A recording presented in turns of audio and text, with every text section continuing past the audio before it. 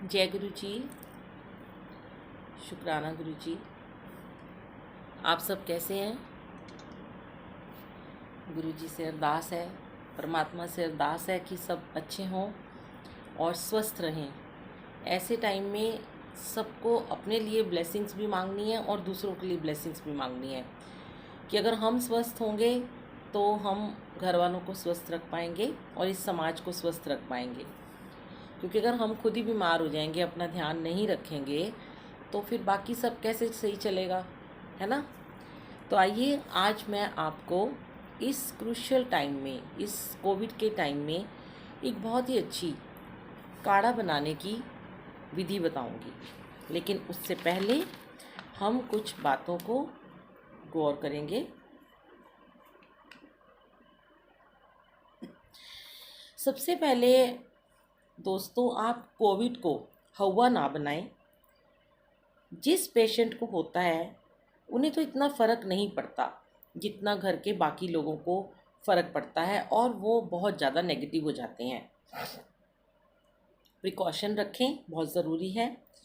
खुद को सैनिटाइज करते रहें, हाथ धोते रहें डिटॉल के हैंड वॉश से लगातार, और मास्क लगा कर रखें। बस थोड़ी सावधानी बरतें। लोग क्या करते हैं, कोरोना पेशेंट को छूत की बीमारी समझने लग पड़ते हैं और उसको एकदम ऐसे अलग अलग कर देते हैं कि उसे अलग कमरे में बंद कर दो, उसके पास मत जाओ, उसके नीचे दरवाजे के पास उसे खाना दे दो, जैसे पता नहीं उसको क्या हो गया हो।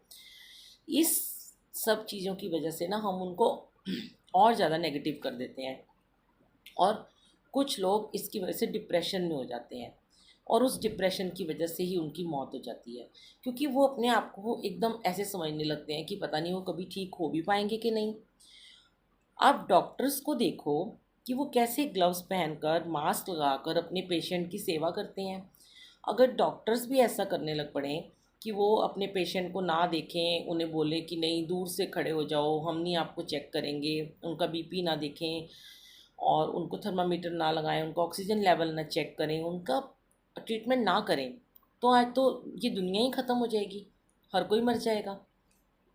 ऐसे ही जो कि शमशान घाट में इतनी सारी कोविड पेशेंट जो डेथ हो जाती है वो आते हैं, वहाँ के लोगों को देखो, वहाँ लोग उनको जलाते हैं।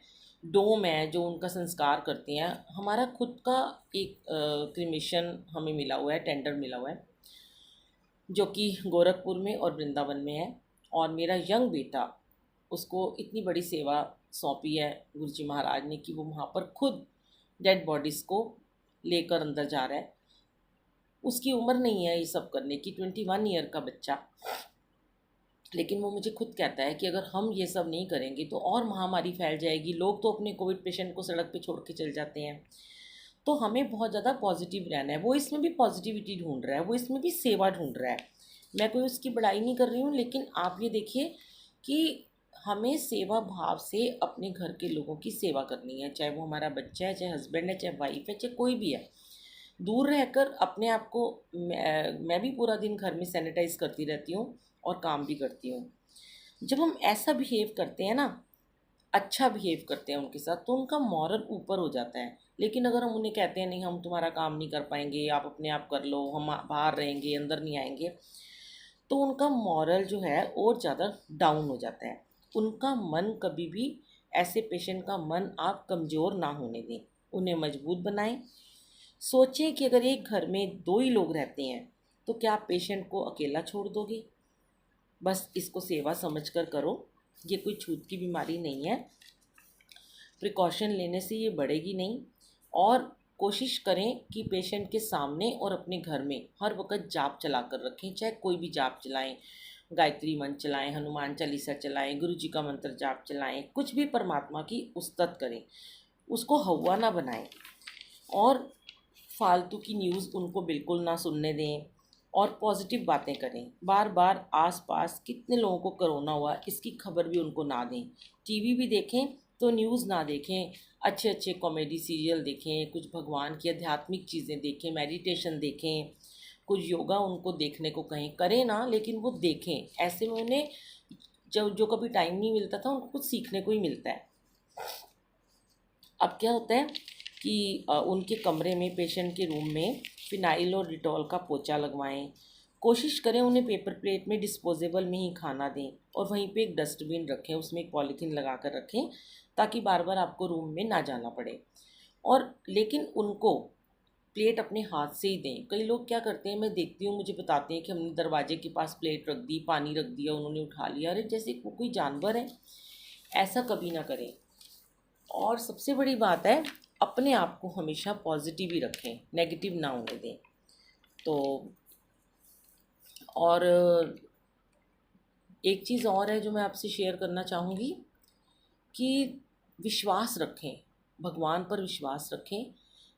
कहते हैं ना, जीवन तुमने दिया है संभालोगे तुम, इस मुश्किल घड़ी से हमें निकालोगे तुम।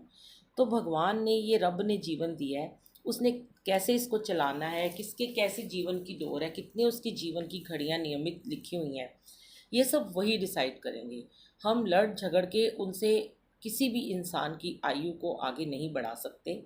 हाँ, उनको स्वस्थ रहने में हम मदद ज़रूर कर सकते हैं। वो कैसे कर सकते हैं कि हम उनको पॉजिटिव रख सकते हैं, हम उन्हें अच्छी अच्छी बातें बता सकते हैं, अच्छे अच्छे मैसेजेस भेज सकते हैं। खुशनुमा, घर का माहौल थोड़ा खुशनुमा बना कर रखें, उदास ना रहें। अगर आप खुद उदास रहेंगे तो वो खुद पहले ही उदास हो जाएंगे, क्योंकि वो तो इस चीज़ से निकल ही रहे हैं। देखिए, मेरे मन में आज सुबह ही एक थॉट आया।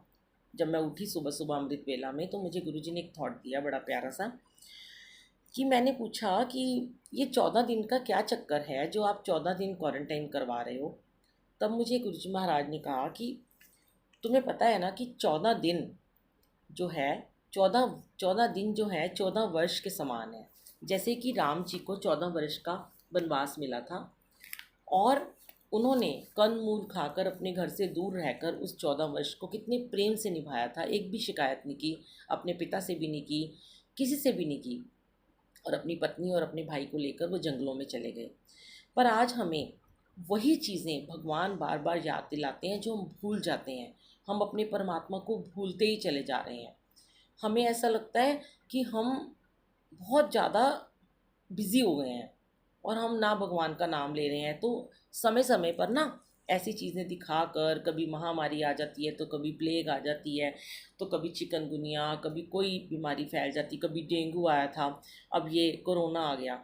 तो भगवान हमें बार बार याद दिलाते हैं कि मुझे भूलो मत, मैं हूँ।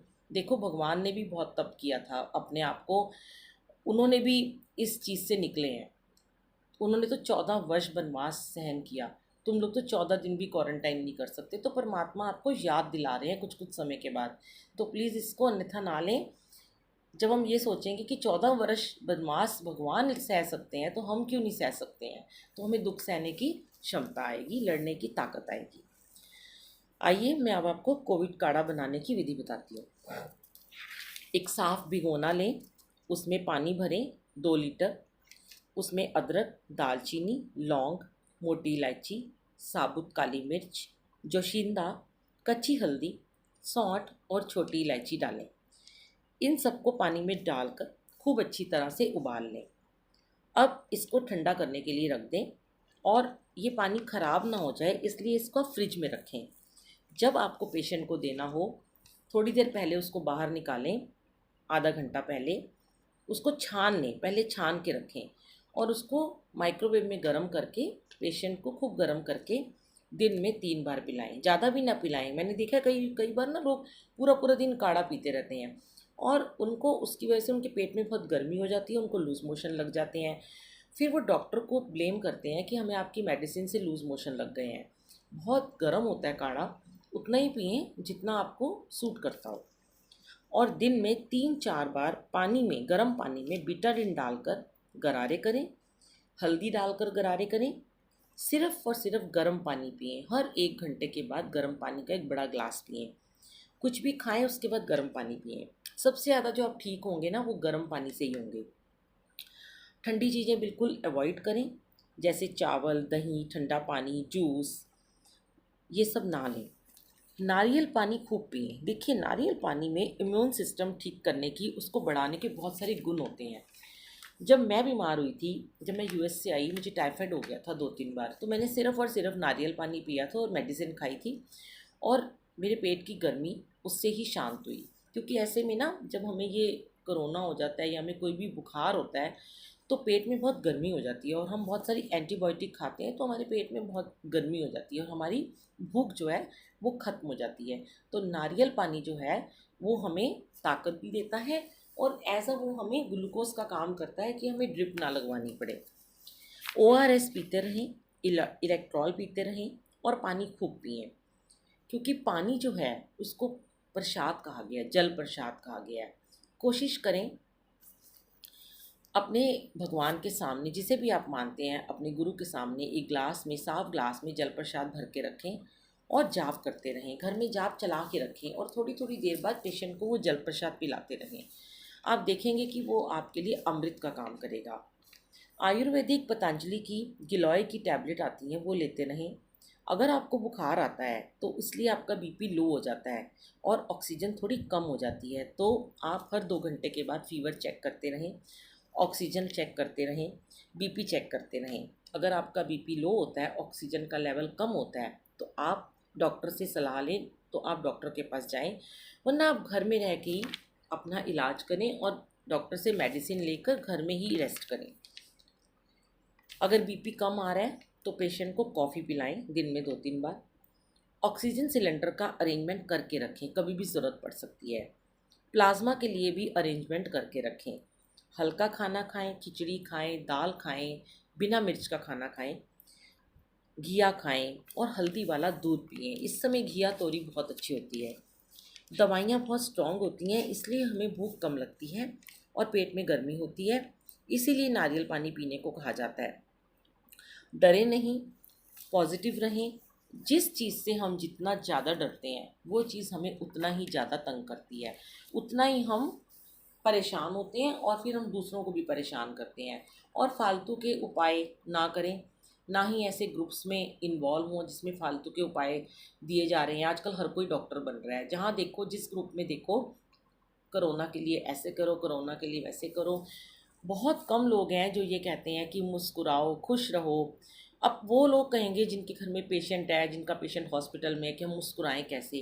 अरे आपको मुस्कुराना तो पड़ेगा, उस पेशेंट के लिए मुस्कुराना पड़ेगा, उसको खुशी देने के लिए मुस्कुराना पड़ेगा। चाहे झूठ ही सही, लेकिन हंसते रहें, खुश रहें। घर का माहौल खुशनुमा बना कर रखें। अपने बच्चों को डिप्रेशन में ना आने दें। घर का एक भी व्यक्ति अगर बीमार हो जाता है तो घर के बाकी लोग सब डिप्रेशन में हो जाते हैं। और आजकल तो इतनी ज़्यादा न्यूज़ मिल रही है इधर उधर से, कैसे लगता है कि बस कुछ है ही नहीं है, डिप्रेशन ही डिप्रेशन है। मतलब एक बारी में हम नेगेटिव हो जाते हैं कि पता नहीं, खुद ही सोच बैठते हैं कि कल क्या होगा, ये इंसान बचेगा भी कि नहीं बचेगा। ऐसे विचार, नकारात्मक विचार अपने मन में बिल्कुल ना आने दें। सोचें कि नहीं, हमने कभी किसी का बुरा नहीं किया तो हमारे साथ कुछ भी बुरा नहीं होगा। सब कुछ परमात्मा पे छोड़ दें और अपने आप को सेफ रखें, सुरक्षित रखें, ध्यान रखें, घर के अंदर रहें, पॉजिटिव रहें। जय गुरु जी। फिर मिलेंगे ज़िंदगी से बात बुलबुल के साथ।